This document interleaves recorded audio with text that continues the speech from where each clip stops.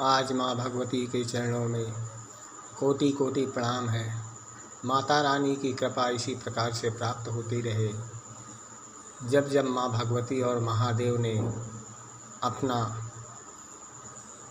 प्रताप भक्तों को दिखाया, तब तब भक्तों ने माता का आशीर्वाद प्राप्त किया है। माँ के आशीर्वाद से ही सभी भक्तों का कल्याण मय होता है। महादेवी ने भगवान शंकर से कहा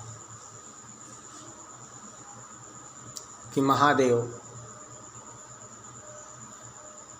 इस प्रकार से अपने भक्तों को हम प्रताड़ित नहीं कर सकते हैं, क्योंकि भगवान ब्रह्मा जन्मदाता, भगवान विष्णु पालनकर्ता और भगवान शंकर संहार करता है। इस प्रकार से माता रानी की कृपा प्राप्त करते हुए सभी भक्तों ने माँ के लायक दर्शन करें और माँ का आशीर्वाद प्राप्त करें। जब जब भी भक्तों को कष्ट हुआ है, तब तब माँ भगवती ने अपना अवतार धारण किया और भक्तों का कल्याण किया है। इसलिए ये जीवन अनमोल है और इस जीवन को व्यर्थ गंवाना, अगर एक बार समय निकल जाता है तो दोबारा फिर वापस नहीं आता है। इसलिए हमें भगवती के चरणों में कोटि कोटि प्रणाम करना चाहिए और माँ भगवती के दर्शन करते हुए अपने कल्याण का या उद्धार का विमोचन करना चाहिए। संसार में आए हुए प्राणी अनेक प्रकार के कर्म करते हैं और कर्म करते हुए ही वो अनेकों प्रकार के दुष्ट बाधाओं से रहित हो जाते हैं। इस जीवन में संसार का कोई अस्तित्व नहीं है। अगर कोई अस्तित्व है तो एक भगवान के चरणों में ही अस्तित्व है मात्र।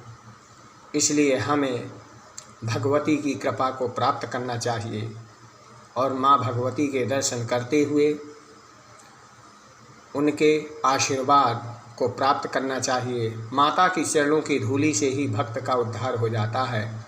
जिस प्रकार से मनुष्य अपने कर्म करता है, उसी प्रकार से उसको फल की प्राप्ति होती है।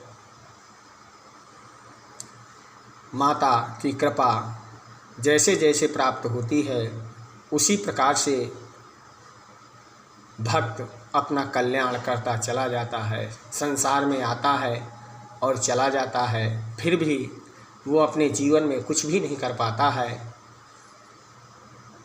हम कहते हैं कि ये मेरा है। संसार में किसी का कोई नहीं है। अगर किसी का कुछ है तो वो एकमात्र ईश्वर है, जो आधार बन करके तुम्हारे सामने तुम्हारा कल्याण कर सकता है।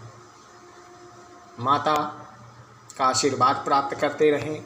इसी प्रकार से माँ का आशीर्वाद प्राप्त करते हुए माँ भगवती के चरणों में कोटि कोटि प्रणाम करें और माँ का आशीर्वाद प्राप्त करते रहें। आज दिन मंगलवार, तिथि द्वैज 10 बजकर सुबह 37 तक रहेगी। इसके बाद तृतीय प्रवेश करेगी।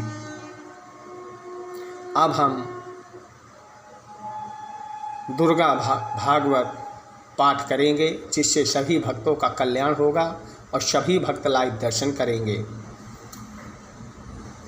ओम पुत्रदरिन्द्रश्च तराभ्यश्च धनलोभादयो धुभिः विहीनश्च धने दार्यो पुत्ररुद्राय मे धनम् वन्नगभ्यतो यो दुःखीनां निरन्तरश्च च साधुभिः सोऽहं न वेदि पुत्राणां कुशलतात्मिकः।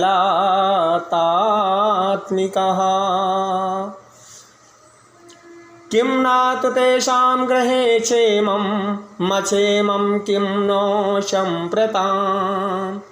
इस प्रकार से वैश्य कहते हैं कि